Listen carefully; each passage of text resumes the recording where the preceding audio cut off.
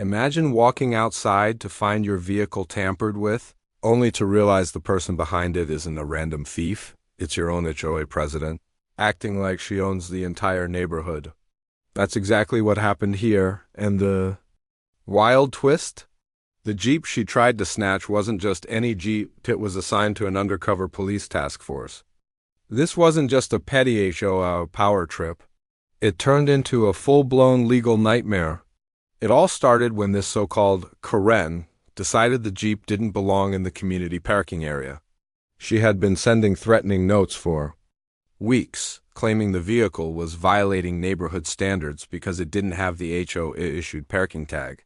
But instead of following proper channels, she grabbed bolt cutters, walked right up in broad daylight, and snapped the lock like she was repossessing it herself. Neighbors watched in shock as she climbed into the Jeep, trying to move it off the property. What she didn't know was that this particular Jeep was under surveillance orders. It belonged to a specialized task force working on a case nearby. Inside the glove box were secure documents, police gear, and coded communication devices. Her little stunt wasn't just a violation of HOA policy, it was tampering with official law enforcement property. Within minutes, plainclothes officers, who had been monitoring the area, rushed in, surrounding her before she could even put the vehicle in drive. The look on her face said it all. She thought she was exercising HOA authority, but in reality she had just broken into government property. Officers quickly secured the Jeep, verified credentials, and then turned their attention to her. She immediately tried to play the victim card, yelling that she was protecting the neighborhood and claiming she had the right to enforce HOA rules, but the officers weren't buying it. What she had done was breaking and entering property damage and potential interference with an active police investigation. The officers didn't waste time arguing. They placed her in handcuffs right there in front of the entire neighborhood, while stunned residents gathered with their phones out, recording every second. She screamed about how this was unnecessary and just a misunderstanding, but the evidence was undeniable. She had literally cut the lock, broken into the Jeep, and was caught behind the wheel. The Jeep's hidden cameras, installed by the task force for security reasons, had already recorded everything in crystal clear detail. As the news spread through the community, neighbors who had once feared her HOA power trips began stepping forward. Some admitted she had threatened them with fines over minor things like leaving holiday decorations up too long or parking a few inches outside the lines. Others said she had a habit of inspecting properties without permission, taking photos, and sending intimidating letters. This wasn't just a one-time overreach, it was a pattern of control that had finally crossed a line too big to ignore. Meanwhile, the HOA board scrambled to distance themselves from her actions. They issued a statement claiming they had no knowledge of her plan and that she acted on her own accord. But residents weren't buying it. If she was bold enough to cut a police lock and climb into a government vehicle, how many times had she gotten away with abusing her authority in the past? The community started demanding answers, not just from her, but from the entire HOA leadership. And the more investigators dug into her background, the worse it looked. They discovered she had filed dozens of complaints against neighbors, some of them false, in an effort to push people she didn't like out of the neighborhood. What she never expected was that her obsession with control would collide head-on with law enforcement. At the police station, things escalated quickly. She was brought into an interrogation room where detectives wasted no time laying out the charges she was facing. They slid photos across the table, the lock she had cut, the Jeep's surveillance footage of her climbing inside, and even sworn statements from neighbors who witnessed the whole thing. For the first time, her confidence cracked. Gone was the smug HOA authority. What sat in that chair now was someone realizing she had tangled with forces far beyond neighborhood bylaws. She tried to argue that the Jeep looked abandoned, and that she was just removing an unauthorized vehicle from HOA property, but the detectives weren't interested in excuses. They explained in chillingly calm detail how her actions had compromised an ongoing investigation, risked sensitive equipment, and potentially endangered officers in the field. What she thought was a simple neighborhood dispute had now escalated into obstruction of justice and tampering with law enforcement property, serious charges that carried the possibility of prison time. Meanwhile, word about the incident was spreading like wildfire. Local news stations picked up the story, dubbing her the Koren who took on the police. Reporters camped outside the neighborhood, interviewing residents who finally felt free to speak about her reign of intimidation. Video clips of her being cuffed beside the Jeep were already going viral online, sparking heated debates about the unchecked power of some HOA leaders. Back in the neighborhood, the board was forced to hold an emergency meeting. Dozens of residents packed into the clubhouse, demanding accountability. Some called for her immediate removal from the HOA presidency, while others pushed to dissolve the board entirely, arguing that this was proof of how corrupt and abusive the system had become. The tension in the room was electric, and it was clear the entire community was on the verge of rebellion. The courtroom was packed when her case finally went to trial. Reporters lined the back rows, cameras flashed outside the doors, and the air buzzed with anticipation. Everyone wanted to see how this bizarre clash between HOA power and police authority would unfold. The prosecution wasted no time painting a clear picture for the jury. They displayed the Jeep on a massive projector screen, showing still frames. From the surveillance footage, her cutting the lock, yanking it off, sliding into the driver's seat like she owned the place. The evidence was damning, and the jury's eyes never left the screen. Prosecutors emphasized that this wasn't just trespassing, it was interference with a federal investigation. The Jeep wasn't parked there by accident. It was staged as part of a sting operation, one that required absolute secrecy. By breaking into the vehicle, she had not only destroyed private property, but also jeopardized months of undercover work. The gravity of her actions hit the courtroom like a thunderclap. Her defense team scrambled to spin the narrative.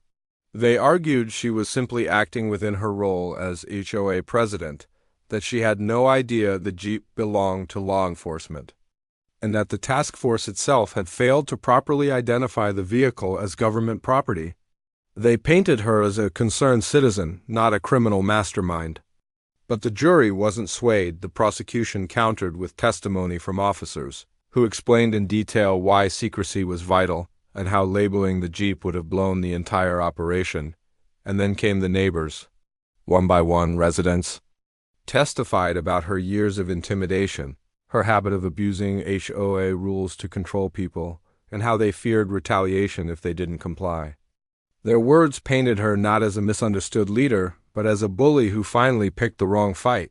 The courtroom sat in silence as a retired veteran neighbor described how she once threatened him with fines for flying the American flag on his porch. The jury could see the pattern. This wasn't about community standards, it was about power. But the real bombshell came when prosecutors revealed what had been inside the Jeep at the time she broke in. Sensitive police documents, tactical gear, and encrypted communication devices, items she could have exposed to the public if she had succeeded in moving the vehicle. The weight of that revelation made the jury shift uncomfortably in their seats. It was no longer just a neighborhood scandal, it was a national security concern. The jury deliberations stretched late into the night. Reporters outside the courthouse kept the cameras rolling, capturing the anxious faces of neighbors who gathered on the steps, waiting to hear the outcome. Some whispered about how surreal. It was just months earlier this woman was lecturing them about lawn heights and mailbox colors, and now she was facing the possibility of federal prison. Others admitted they felt vindicated, that at last someone with real authority was holding her accountable. Inside the jury room, the debate was fierce. A few jurors initially hesitated, wondering if ignorance of the Jeep's true purpose could soften the charges. But then the surveillance footage was replayed, showing her confidently cutting through the lock and attempting to drive off with the vehicle. There was no hesitation in her movements, no sign she believed she was following proper procedure. It looked deliberate, reckless, and entitled. Slowly, the holdouts began to shift. While the jury weighed her fate, the community itself was in turmoil. The HOA board tried to carry on as usual, but residents refused to attend meetings. Petitions circulated to disband the board entirely, and lawn signs popped up reading, "No more HOA tyranny." News crews filmed the growing rebellion, and the story spread nationally. Morning talk shows debated whether homeowners associations had too much unchecked power. What started as one woman's overreach had ignited a movement that resonated far beyond her gated neighborhood. Back in the courthouse, the judge called the session back into order. The room filled with tense silence as the jury filed in, their expressions grave. The foreperson clutched the verdict slip, and the entire gallery leaned forward in anticipation. Neighbors sat side by side with reporters, officers, and even HOA critics from other states who had traveled just to witness history. Every eye was fixed on the foreperson as the judge asked the single question everyone was waiting to hear: had the jury reached a verdict?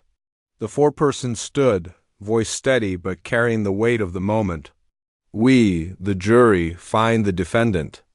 The pause stretched like a taut wire, and in that heartbeat the courtroom was dead silent. No whispers, no coughs, just the sound of anticipation pounding in every chest. Then the words came, "Guilty on all counts." The reaction was immediate. Gasps rippled through the gallery, neighbors clutching each other in disbelief, some even breaking into quiet cheers before the bailiff demanded silence. Reporters bolted for the doors to deliver breaking news. At the defense table she froze, her face pale and lips trembling, as if she couldn't process that her iron grip on the community had finally shattered. The judge's gavel cut through the noise, restoring order. Sentencing would come later, but the weight of the guilty verdict was already crushing. Officers escorted her out of the courtroom, her once confident stride replaced with the stiff, stumbling steps of someone realizing her empire of control had collapsed overnight. Outside, the courthouse steps became a stage. Neighbors who once feared her stood in front of cameras, speaking freely for the first time. One resident declared, "This wasn't just about a Jeep, this was about years of abuse." And today, justice was finally served. Their words struck a chord, and by evening, the clip was being replayed on national news, framed as a larger conversation about how far HOA power should really go. Meanwhile, HOA boards across the country began scrambling. Legal experts weighed in on televised debates, some warning that this case could open the door for stricter regulations on HOAs nationwide. Others argued it was an isolated incident, but the damage was already done. The phrase HOA Karen had entered the cultural lexicon, symbolizing unchecked authority gone horribly wrong. And yet, the most shocking twist was still to come, not from the court, not from the community, but from law enforcement itself. Because buried in the aftermath of the trial was a revelation about that Jeep, about the operation it was tied to, and about why her actions had rattled agencies far beyond the local police department. In the weeks following the verdict, whispers began to surface about the true nature of the Jeep and the operation it was tied to. At first, it seemed like standard undercover police work, routine surveillance in a suburban neighborhood. But then documents began leaking, hinting that the vehicle wasn't just part of a local sting. It was a piece of a much larger federal operation involving organized crime, trafficking routes, and suspected money laundering that extended across multiple states. When federal agents appeared at the courthouse unannounced, eyebrows shot up. Their presence signaled that what she had stumbled into was far more sensitive than anyone had realized. Behind closed doors, prosecutors and federal officials began reviewing the timeline of her interference. By cutting that lock and breaking into the Jeep, she hadn't just tampered with local property. She had potentially compromised an operation involving the Department of Justice. The community was floored when reporters uncovered that the Jeep had been loaded with specialized surveillance gear capable of tracking encrypted communications. Devices inside were actively monitoring suspects tied to an international crime syndicate. If she had managed to remove the Jeep, even temporarily, months of work might have been lost, and dangerous criminals could have slipped through the cracks. Suddenly, her reckless act wasn't just a neighborhood scandal, it was a potential national security breach. News anchors across the country seized on the story. Headlines blared, "HOA Karen almost derailed federal operation and neighborhood.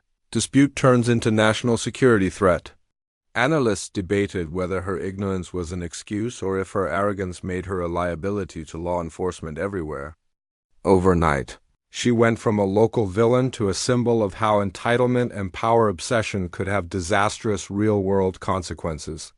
But while the media frenzy grew, inside government buildings, the conversation was darker. Officials wanted to know exactly how much damage had been done, whether sensitive information had been exposed, and most importantly, if her actions had tipped off the very criminals they were trying to catch. Federal investigators moved quickly, pulling in agents from multiple agencies to assess the full scope of the breach. They combed through the Jeep's equipment, checking for signs of tampering, scanning for data leaks, and cross-referencing timelines to see whether suspects in the larger operation had suddenly gone dark. What they found sent chills through the task force. Certain communications from the syndicate had abruptly stopped within hours of the Jeep incident, as if someone, somewhere, had been tipped off that surveillance was compromised. This discovery raised a disturbing question: had her reckless stunt accidentally alerted organized criminals? Or had someone within the neighborhood, perhaps someone she had boasted to, passed along word that law enforcement was nearby? What began as an HOA overreach was now spiraling into a possible mole hunt. Agents were dispatched not just to monitor suspects, but to quietly investigate whether the HOA president herself had unknowingly disrupted a carefully laid federal trap. Meanwhile, the community found itself under a spotlight it never asked for. News vans clogged the streets, drones hovered above rooftops, and residents couldn't step outside without being asked for interviews. Some neighbors began fearing retaliation, worrying that if federal agents were involved, dangerous people might already be watching the neighborhood. What once felt like a suburban bubble was now at the center of a storm stretching across state lines. Inside the federal offices, her case file swelled with new layers. Prosecutors weighed whether to elevate her charges further, potentially classifying her actions as interference with national security. The irony was thick what she saw, as a petty power move to clean up the neighborhood had now drawn the eyes of Washington. And with each passing day, more evidence hinted that the Jeep wasn't just bait in a sting, it was a key piece in dismantling a criminal network worth millions. And then came the bombshell. Investigators uncovered surveillance footage not from the Jeep, but from nearby traffic cameras that showed her making multiple trips to the vehicle in the days leading up to the break-in. She hadn't acted impulsively, as her defense argued. She had been watching, circling, planning. To the feds, this changed everything. The traffic camera footage was damning. It showed her Jeep circling the block multiple times at odd hours, headlights briefly cutting off as she slowed near the task force vehicle. On one clip, she even parked across the street, sitting in her car for nearly 20 minutes, just watching. Investigators froze the frames, zooming in on her face illuminated by the glow of her phone screen.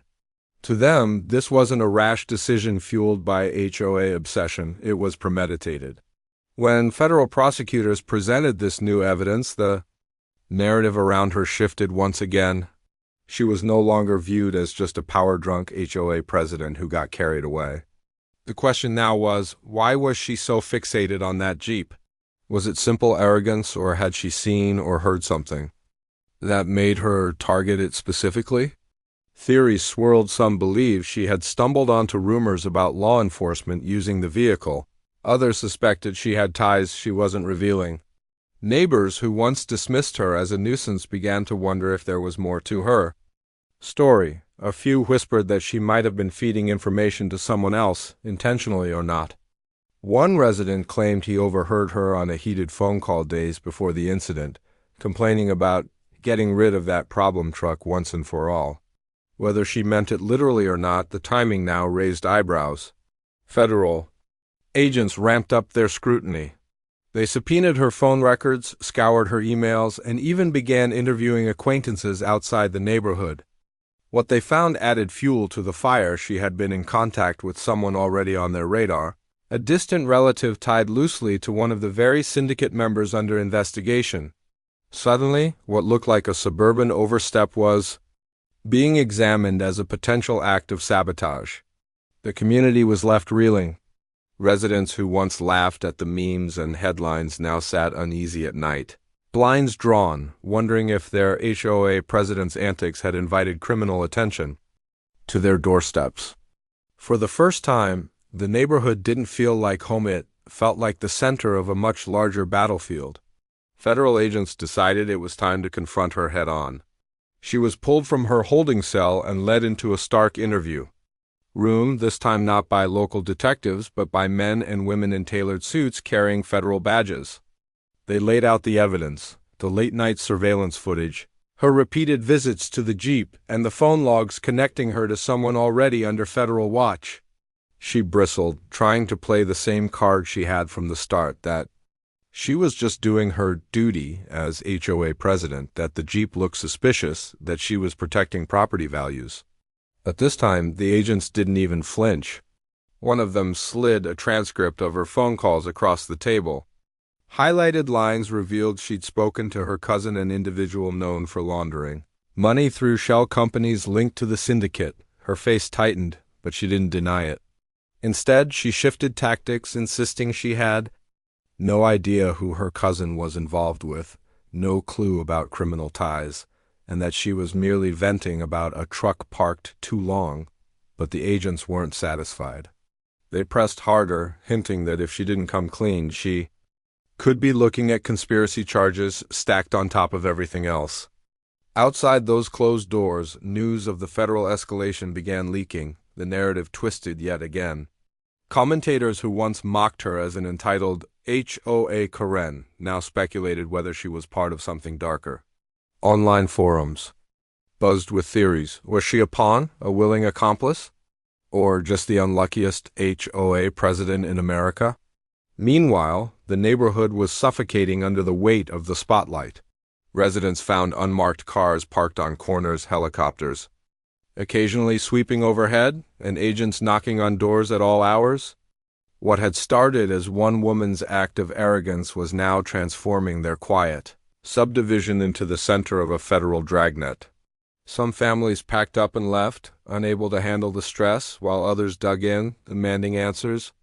And then came the twist no one expected. During a search of her home, investigators uncovered a locked safe hidden in the back of her garage. Inside were documents, bank slips, and a burner phone that would blow the investigation wide open. The safe cracked open with a heavy metallic clank, and what the agents found inside instantly shifted the entire investigation. Stacks of envelopes bulged with cash, tens of thousands of dollars in mixed bills, all bundled with rubber bands. Alongside the money were bank deposit slips from out-of-state branches, each tied to shell accounts the feds already knew were used by the syndicate. But the real shocker was the burner phone, still powered on, buzzing faintly with unread messages.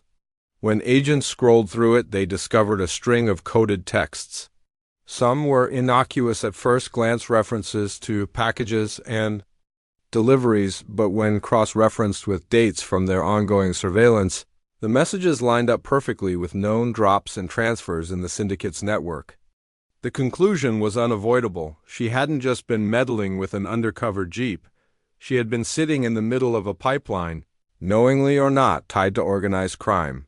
Her arrest now looked less like an accident and more like the unraveling of a much bigger web. The feds tightened their grip, launching raids in multiple states the very next week. News outlets exploded with the story. HOA president caught in syndicate web blared across national headlines. Suddenly, she wasn't just a viral curiosity, she was a linchpin in a criminal empire investigation that had been months in the making. Back in the neighborhood, shock turned to outright fear. Families whispered about how deeply she'd been involved, wondering if neighbors had unknowingly been living next door to meetings, exchanges, or hidden activity tied to organized crime. The HOA office was sealed off, documents seized, and the entire board was questioned. The community association, once the tool she wielded like a weapon, was now crumbling under the weight of federal scrutiny. And in the middle of it all, she sat in a high-security facility, silent, no longer ranting about HOA rules or neighborhood standards. Her lawyers scrambled, trying to argue she was a scapegoat, that the money and phone weren't hers, that she was being dragged into something. She didn't understand. But prosecutors had the texts, the cash trail, and the surveillance. Piece by piece, the image of an entitled suburban enforcer was transforming into something far darker. The question that hung in the air was no longer, did she overstep her HOA authority? But rather, how deep did her ties to the syndicate really go, and was her obsession with the Jeep part of a bigger plan? The next round of interrogation was different, colder, sharper, and laced with an ultimatum. The agents laid everything out on the table: the safe, the cash, the burner phone, the text tied to syndicate operations. Then they offered her a single lifeline. If she cooperated, if she flipped and gave them names, routes, and contacts, they'd consider reducing her sentence. If not, she was staring down decades in federal prison. For the first time, she looked shaken. Her usual bravado cracked, but not completely.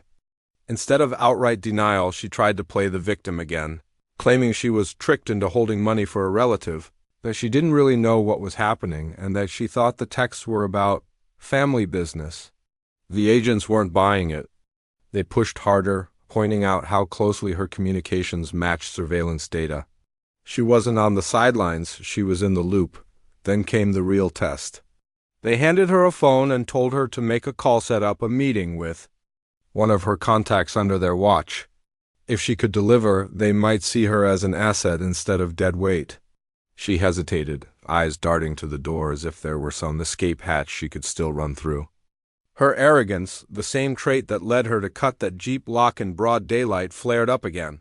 She slammed the phone down, insisting she wasn't a rat and that this was all being blown out of proportion.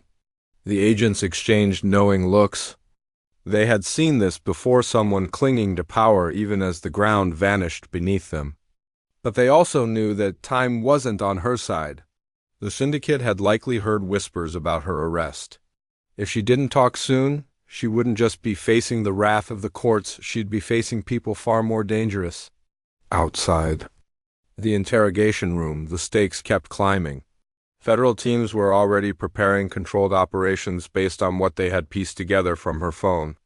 Meanwhile, the media frenzy grew louder, digging into every corner of her past. Old HOA disputes resurfaced, petty fines, threats, even lawsuits she had filed against neighbors. To the public, these were no longer quirks of an overzealous president. They were warning signs that had been ignored until her empire of control finally collided with federal law. And as the agents regrouped for their next move, one chilling question loomed over the entire investigation. If she wasn't willing to flip, would the syndicate silence her before she ever made it to sentencing? The feds knew the danger was real, so they quietly moved her to a secure facility under heavy guard. Every hallway was monitored, every visitor vetted, every phone call recorded. Still, whispers trickled in that the syndicate had already marked her a liability who knew too much and could flip at any moment. Agents tightened the perimeter, but even they knew if the syndicate wanted her silenced, they had the reach to try. The first sign came in the form of a message slipped into her food tray. No one could explain how it got there. The note was short, handwritten, and chilling: stay quiet or stay buried. She froze when she read it, clutching it in her fist until the guards noticed her trembling. The fact that the syndicate had found a way to reach her inside a federal facility shook the agents to their core. It meant someone, maybe even inside the system, was feeding information to the outside. In response, the feds doubled down. They cut off her outside contact, put her under 24/7 surveillance, and started running background checks on staff. But the damage was done. She was spooked, more vulnerable than ever, and for the first time, cracks of paranoia showed. She demanded to speak with agents again, claiming she was ready to clarify things. When they sat her down, she didn't come clean right away. Instead, she danced around the truth, dropping half hints and vague references to people higher up the chain than anyone suspected. The agents leaned in, pressing for names, dates, places. Finally, she whispered one name: someone local, someone unexpected. Someone who had been hiding in plain sight within the very neighborhood she once ruled with HOA. The revelation stunned the room. If true, it meant the syndicate hadn't just used her as a pawn, they had planted someone in the community itself, blending seamlessly into suburban life. The neighborhood wasn't just collateral damage in her story.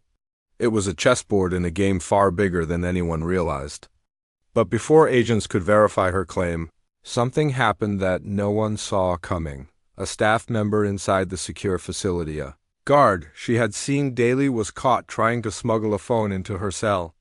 When questioned, the guard refused to talk, but the implication was clear. The syndicate's reach had already pierced the walls, and time was running out. The mole hunt began immediately. Federal supervisors pulled every guard, every clerk, every contractor tied to the facility into closed-door interrogations. Background checks were rerun, finances scrutinized, even family ties traced for any link to the syndicate. The discovery of that smuggled phone had blown a hole in their security, and they couldn't afford another breach. Meanwhile, the agents circled back to the name she had dropped, a neighbor no one would have suspected. On the surface, he was a quiet, middle-aged man who kept to himself, always polite at HOA meetings, never causing a fuss. But when investigators dug deeper, a darker picture emerged. His business records didn't add up, his tax filings showed phantom income, and his late-night visitors were caught on traffic cams tying directly to syndicate operatives. What made it worse was the timeline. His pattern of movements lined up perfectly with the messages on her burner phone. It wasn't coincidence, it wasn't random. The HOA president had been in closer contact with him than anyone realized, and suddenly it looked like the Jeep wasn't her only obsession. She'd been working with, or at least orbiting around, someone embedded in their own backyard. Agents quietly swept his home under the cover of night, hauling out hard drives, burner accounts, and a safe that mirrored the one found in her garage. Inside were ledgers detailing transactions that connected the syndicate's money flow to shell companies across 3 states. This wasn't just a neighbor hiding secrets, he was a node in the network. And if she had known his name well enough to drop it under pressure, the odds were high she had been more than just a nosy HOA tyrant. Word of the raid spread through the community by morning. Residents woke to unmarked vans, tactical teams, and yellow tape stretched across the neighbor's pristine driveway. Shock rippled through the neighborhood Facebook group. People who once worried about fence heights and paint colors were now realizing they had been living alongside organized crime, and inside her secure cell, she finally cracked. When agents showed her the ledgers, she went pale. She admitted she had been funneling errands for her cousin through the HOA authority, using her power to harass specific neighbors, force property sales, and clear space for the syndicate's silent expansion. The Jeep had drawn her. Obsession because she thought it was watching them, and in a way she was right. But before she could spill everything, the syndicate made its boldest move yet. An encrypted message intercepted that very night revealed a chilling directive: remove her before trial. And that's where this wild story leaves us for now. What started as an AOA president on a power trip over a parked Jeep spiraled into federal raids, organized crime, and a neighborhood dragged into the center of a syndicate investigation. It's a chilling reminder of how arrogance, entitlement, and unchecked authority can snowball into something far bigger and far more dangerous than anyone ever expected. If you found this story as jaw-dropping as I did, make sure to hit that like button, subscribe for more unbelievable real-life dramas, and turn on the notification bell so you don't miss the next twist. Trust me, you're going to want to hear what happens next.